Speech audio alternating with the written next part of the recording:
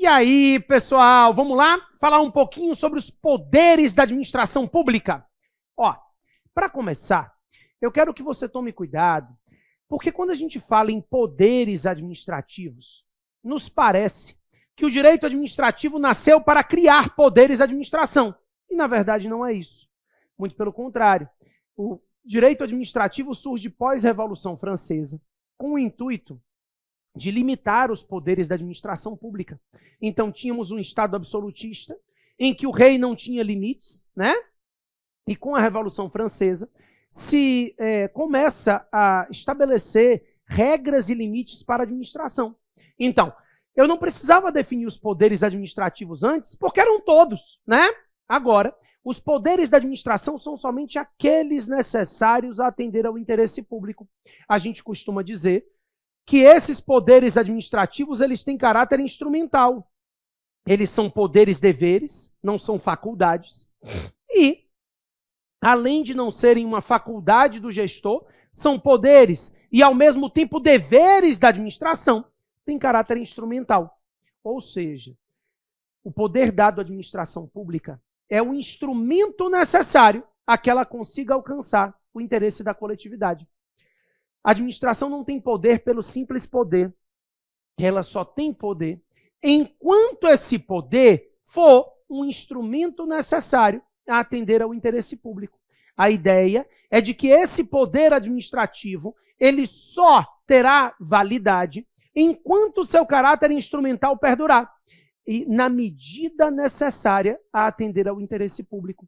Todas as vezes que o administrador extrapola o caráter instrumental e exerce o poder pelo simples poder, ocorre o que nós chamamos de abuso de poder. Então, o abuso de poder estará presente todas as vezes que se extrapolar o caráter instrumental e se exercer o poder pelo simples poder. A ideia é de que o poder só é legítimo naquele limite necessário a atender ao interesse público. Se eu extrapolar esse limite, ocorre abuso de poder. A expressão abuso de poder é uma expressão ampla, tá? Por quê? No direito administrativo, o abuso de poder abarca o excesso de poder e o desvio de poder. Excesso de poder é vício de competência. Então, ocorre excesso de poder todas as vezes que o agente pratica o ato, extrapolando a competência definida na lei. Preste atenção, que ele está praticando o ato na melhor das intenções, tá? Ele busca atender ao interesse público, no entanto, ele tinha poder para atuar até aqui, e ele atua até aqui. Ou seja, ele excede, ele extrapola o limite dado a ele de atuação. Isso é excesso de poder. A ideia é de que o excesso de poder se caracteriza como um vício de competência.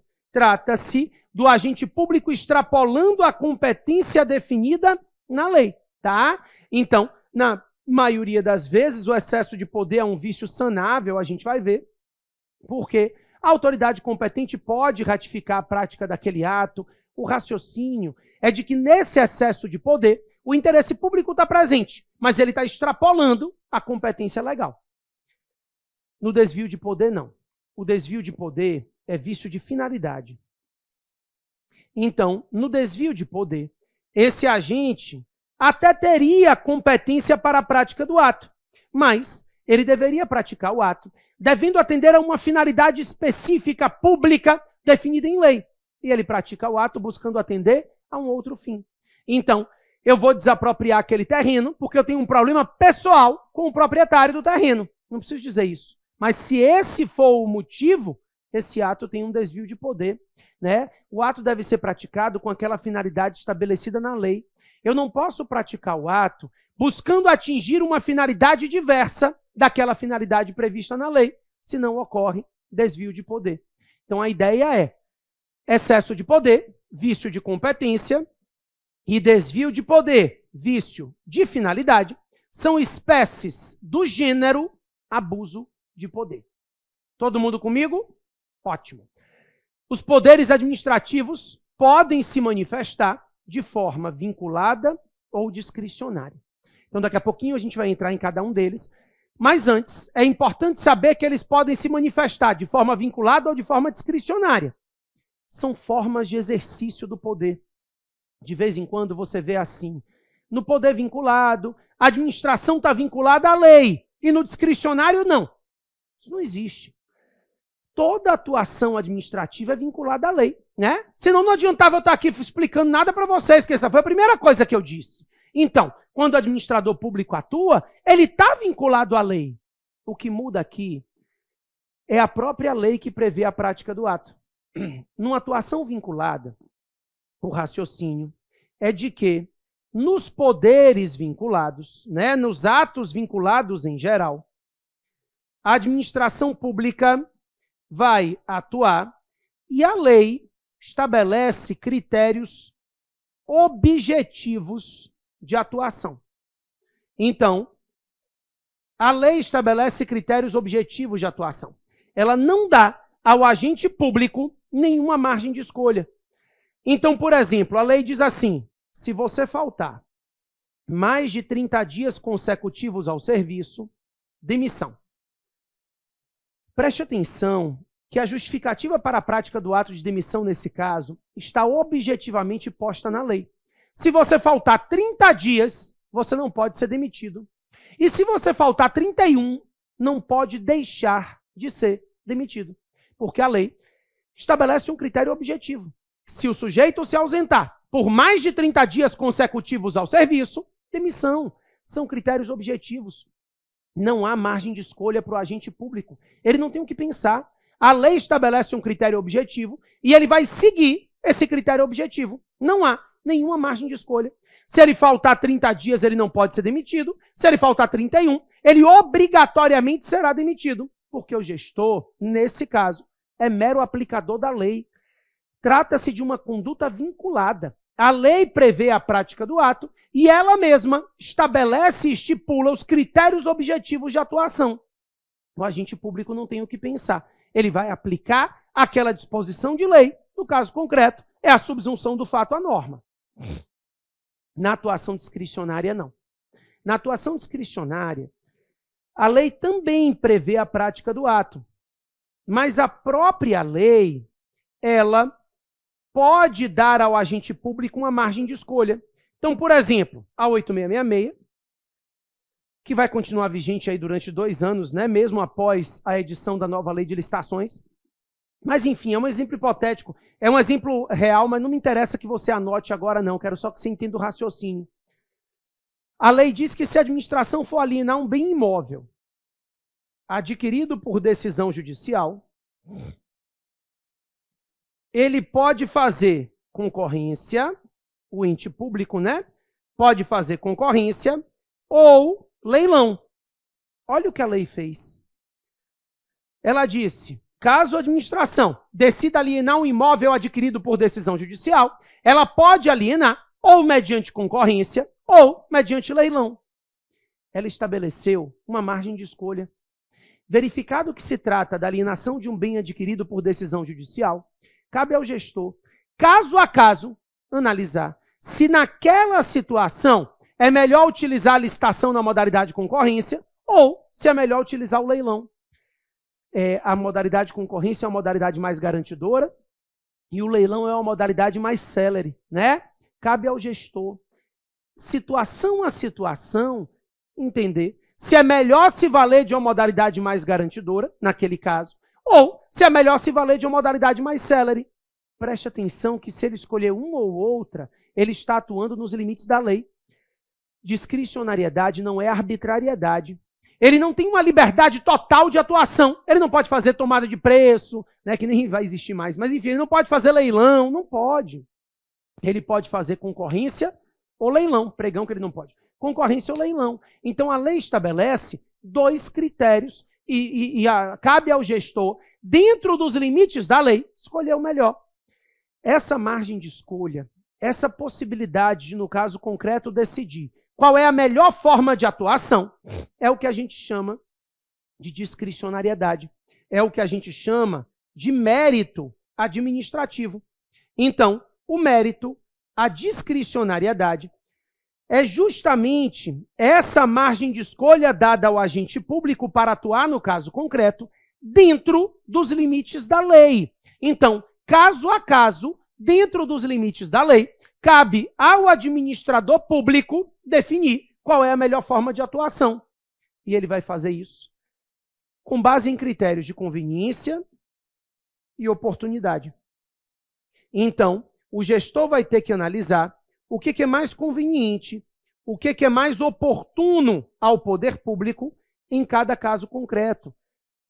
Essa é a ideia do mérito administrativo, né? É a discricionariedade, é o mérito embasado em razões de interesse público e de critérios de oportunidade e conveniência. Essa discricionariedade, ela flexibiliza a atuação do gestor, porque ele está atuando nos limites da lei, mas ele tem uma margem de opção dentro dos limites da lei. O problema é que quando a discricionariedade vem assim, né, concorrência ou leilão, a margem de escolha fica muito clara para a gente. Mas nem sempre a margem de escolha vem tão clara assim. A discricionariedade muitas vezes vem prevista na lei de forma disfarçada, por meio de conceitos jurídicos indeterminados. Então, existem situações em que a discricionariedade ela vem disfarçada por conceitos jurídicos indeterminados. Então, a lei diz, a administração pode dissolver uma passeata tumultuosa. Que diabo é tumulto? Cada agente público vai ter uma noção diferente do que é tumulto, caso a caso. E ele vai ter que analisar isso para verificar se justifica ou não a dissolução da passeata. Então, esse conceito jurídico indeterminado, apesar de existirem discussões doutrinárias sobre isso, esse conceito jurídico indeterminado, ele ensejará uma necessidade de o gestor, no caso concreto, ver qual é a melhor forma de atuação, né? Então, é quando se usa conceitos como paz pública, moralidade pública, o gestor, ele acaba tendo uma margem de escolha aí nos limites da lei, já que esses conceitos indeterminados precisam ser analisados à luz do caso concreto para verificar se eles estão ou não aplicáveis àquele caso concreto. Então, esses conceitos indeterminados também ensejam uma valoração do agente. Então, tumulto para mim é uma coisa, para minha avó é outra, né? Meu filho, que tumulto é esse? 3 ou 4 pessoas brincando. Enfim, o que eu estou lhe dizendo é que mais de um gestor vai ter mais de uma postura diante da mesma passeata. Porque existe uma situação em que esse caso concreto será analisado à luz da minha valoração individual. Não tem jeito a dar.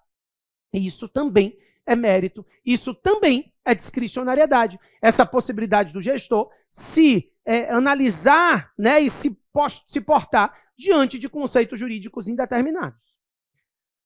Vamos lá? Eu vou dar um exemplo. Sem caneta. Presta atenção que no final a gente vai chegar a uma conclusão importante. A lei diz que a administração pública pode fechar espetáculos pornográficos. Legislação local, tá? Você concorda comigo que pornografia é um conceito jurídico indeterminado. Pornografia para mim é uma coisa, para minha avó é outra, para a Bruna surfistinha é outra. Cada pessoa tem uma noção diferente do que é pornografia. Daí, um sujeito chega no bar e encontra uma moça dançando no queijo, no polidense. Aqui na Bahia a gente fala dançando no queijo. Tá lá a moça no polidense, ó. Tá aqui. Bonitona, peitos imensos, uma bunda enorme, uma perna para um lado, a outra para o outro, a mão para cá, a outra para o outro lado. Enfim, tá dançando no polidense. Tinha uma novela que tinha uma moça que dançava. Era Flávia Alessandra na época. Eu me lembro. Todas as mulheres lembram também, né? Inveja. Inveja não é de mulher, não me interpretem mal. Inveja é de ser humano. Ser humano, não tem jeito. Todos nós. Inveja é ruim. Não existe negócio de inveja boa. Você está andando na rua, tem uma mulher com uma bunda linda, você quer ter uma igual a dela? Não, você quer que a dela caia, né? Eu também tenho. Eu tenho inveja de minha mulher que dorme feito um anjo. Minha mulher dorme antes da cabeça chegar no travesseiro. E eu tenho insônia. Eu passo a noite inteira acordado. Chega uma hora que eu não quero mais nem dormir. Para mim, basta que ela não durma, né? Porque a inveja começa a consumir a gente. É um sentimento muito ruim, mas todos temos. Enfim, em algum momento. Enfim, o fato é, o sujeito chegou no bar, encontrou a moça dançando no polidense. E aí disse, pornografia. Em virtude dessa situação, a administração pública foi lá e determinou o fechamento do bar. O dono do bar impetrou o mandado de segurança, sei lá, propôs uma ação judicial. O juiz foi lá verificar. Ó, o juiz. Quando ele chegou lá, ele disse: não tem pornografia. Isso aqui é arte pura, né? Mais pura manifestação de arte. Não é todo mundo que entende todo tipo de arte, não. A gente já está acostumado. Enfim, volta o show. Te pergunto, o juiz pode, considerando que a decisão do administrador público não foi ilegal, ou seja, considerando que o gestor atuou dentro dos limites da lei, sem desvio de poder, né, sem excesso de poder, dentro dos limites que a lei deu a ele, o juiz pode, por não concordar com essa análise de mérito no que diz respeito à valoração do conceito de pornografia, determinar que o show retorne? Não. Tenha na cabeça, pelo menos na teoria para fins de prova, não. Tenha na cabeça que o poder discricionário é um poder administrativo e não jurisdicional. Por isso, cabe ao administrador público, dentro dos limites da lei, definir qual é a melhor forma de atuação. Cabe ao administrador público entender qual é a melhor forma de atender ao interesse da coletividade naquele caso concreto. O juiz, ele somente poderá controlar os atos do gestor, os atos discricionários, se ele conseguir vislumbrar e justificar uma ilegalidade. Exatamente. Tome cuidado com isso. Se a prova lhe perguntar, existe controle judicial de atos discricionários? Existe. Claro, porque o ato discricionário decorre da lei. E aí, se a pretexto de exercer a margem de escolha, o administrador extrapola os limites da lei, cabe ao judiciário determinar a anulação desse ato. O administrador está extrapolando os limites da lei, o judiciário deve sim determinar a anulação do ato, que, a pretexto de se manifestar de forma discricionária, extrapolou os limites da lei. O que não pode é o juiz substituir a oportunidade de conveniência do administrador pela oportunidade de conveniência dele, juiz. O que não pode é isso. O que não pode é o administrador público se ver substituído na sua oportunidade de conveniência pela do juiz. O juiz não pode fazer o controle de mérito. Ele pode controlar os atos discricionários, mas ele controla os atos discricionários no que tange a legalidade, tá? O problema é que quando eu falo de limites do mérito, no primeiro caso lá em que eu digo concorrência ou leilão, é muito simples enxergar o limite do mérito. Ele pode fazer concorrência ou leilão. Se ele usar qualquer outra modalidade licitatória, ele extrapolou os limites do mérito, o ato é ilegal. Mas e quando eu trato de conceitos jurídicos indeterminados? Qual é o limite do mérito em um conceito jurídico indeterminado? Essa é a questão. Nesses casos, a doutrina vem dizendo que quando se tratar de conceitos jurídicos indeterminados, o limite do mérito é o princípio da razoabilidade. Então, o gestor, ele precisa respeitar os princípios constitucionais na margem de escolha que ele tiver, e nesses princípios constitucionais, ele deve atentar para uma escolha que respeite o princípio da razoabilidade. Na prática, isso é uma miséria, né? Por quê? Porque eu estou lhe dizendo que o conceito jurídico indeterminado tem como limite o princípio da razoabilidade, que é um outro conceito jurídico indeterminado. Mas para fins de prova é isso. O judiciário pode controlar o ato administrativo discricionário se ele entender e justificar que esse ato discricionário viola qualquer princípio constitucional, inclusive o princípio da razoabilidade. Por quê? Porque uma atuação que viola princípios constitucionais é uma atuação ilegal. E o controle de legalidade sempre estará aberto ao judiciário. A ideia é essa, tá? Então, por exemplo, a gente tem uma decisão do STF que cai muito em provas.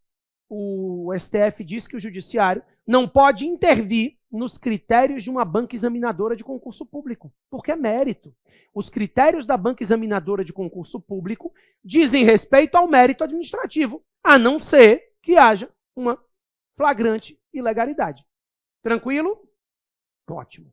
Com isso entendido, a gente pode seguir adiante porque eu quero conversar com vocês agora sobre cada um dos poderes. Então, seja um exercício de forma vinculada ou discricionária, eu quero falar sobre poder normativo, poder hierárquico, poder disciplinar e poder de polícia. Vamos lá? Para começar, o poder normativo. O poder normativo é o poder que a administração pública tem para a edição de normas gerais e abstratas dentro dos limites da lei. Então, a ideia é de que o poder normativo é o poder da administração pública para a edição de normas gerais e abstratas dentro dos limites da lei. Poder normativo não é poder legislativo, tá? Então, cuidado para não confundir as coisas. O poder normativo é inferior à lei e a edição de atos administrativos normativos inferiores à lei para facilitar a aplicação do texto legal.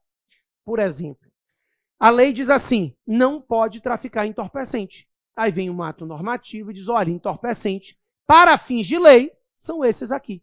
Essa é a ideia.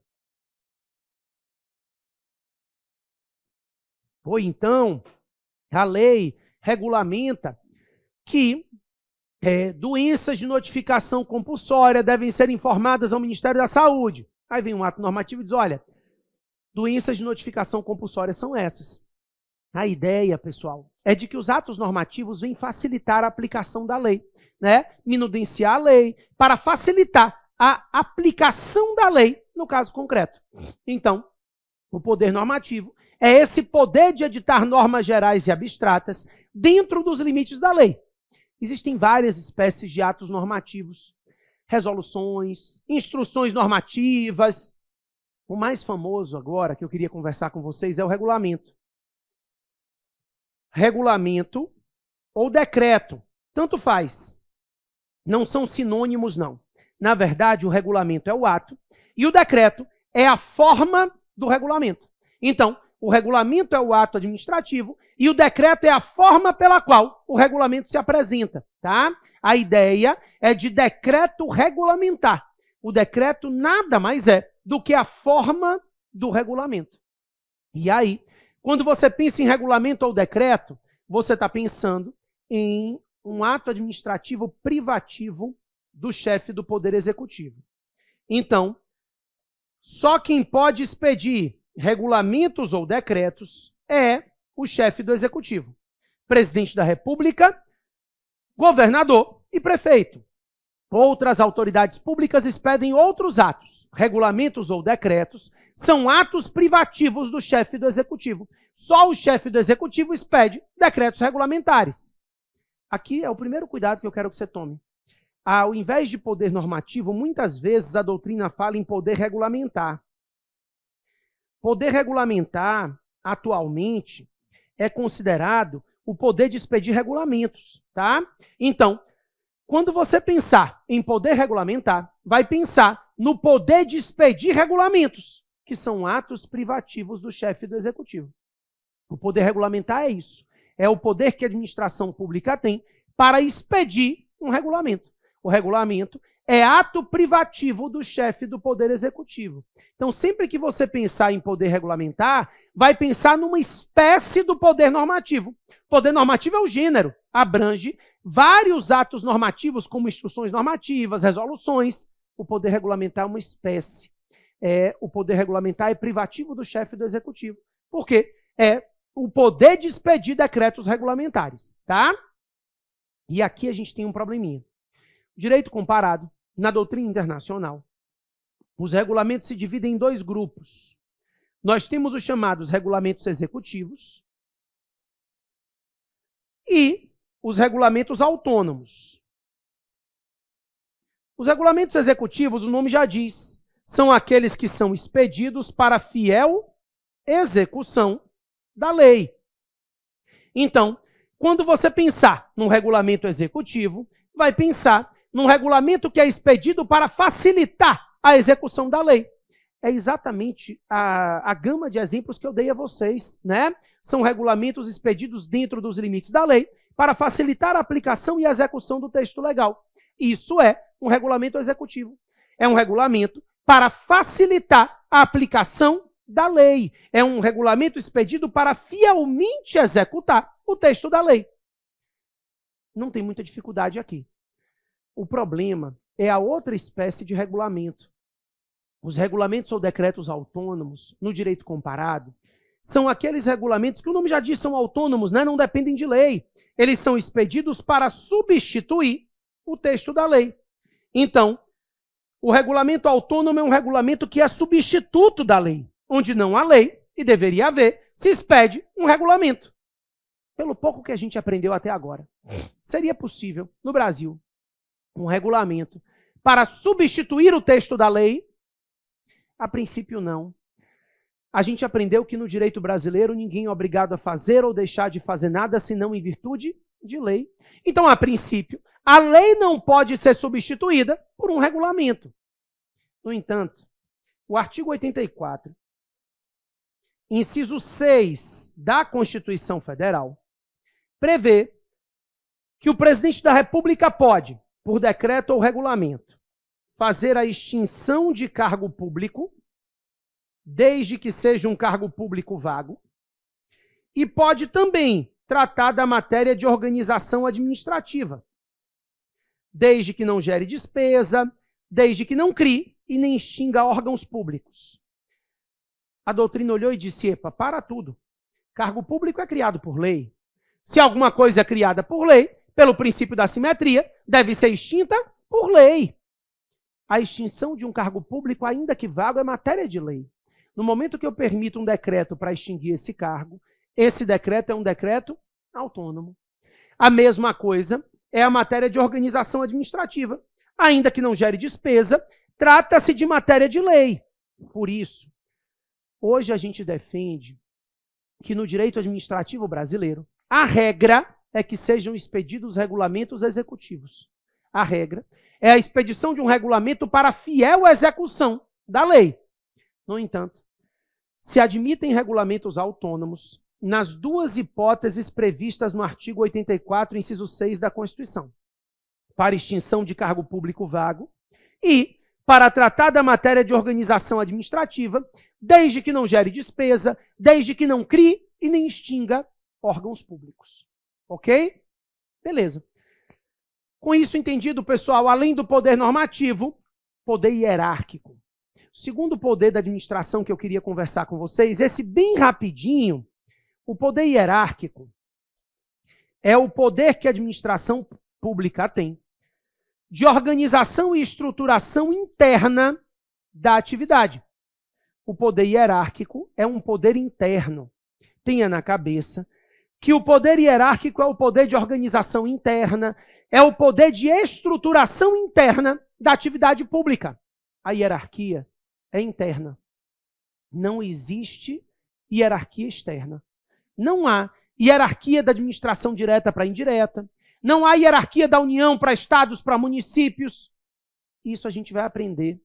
Na próxima aula, quando a gente for tratar de organização administrativa, eu vou te cobrar esse conhecimento. Entre entidades da administração direta e indireta, existe um controle que é exercido pelos entes da administração pública diversos. Mas esse controle não é hierárquico. A hierarquia, ela só pode se manifestar entre órgãos e agentes de uma mesma pessoa jurídica. A ideia é de que esse poder hierárquico é um poder interno, é um poder de organização e estruturação interna da atividade. A hierarquia não se manifesta externamente. Não há hierarquia entre pessoas jurídicas diversas, tá? A hierarquia, ela justifica a possibilidade de anulação de um ato de um subordinado, ela justifica a possibilidade de delegação e de avocação de competência, que são temas que a gente vai conversar quando for tratar de atos administrativos, fiquem tranquilos. O fato é de que essa hierarquia, ela cria um escalonamento entre órgãos e agentes públicos e uma distribuição de atividades e competências entre esses órgãos e agentes. A ideia é essa. O poder hierárquico cria esse escalonamento e essa distribuição de competência entre órgãos e agentes públicos. A hierarquia, ela só pode se manifestar internamente. entre órgãos e agentes de uma mesma pessoa jurídica. Bacana? Ótimo. Com isso entendido, a gente volta daqui a pouquinho para falar do poder disciplinar e do poder de polícia. Sai daí não.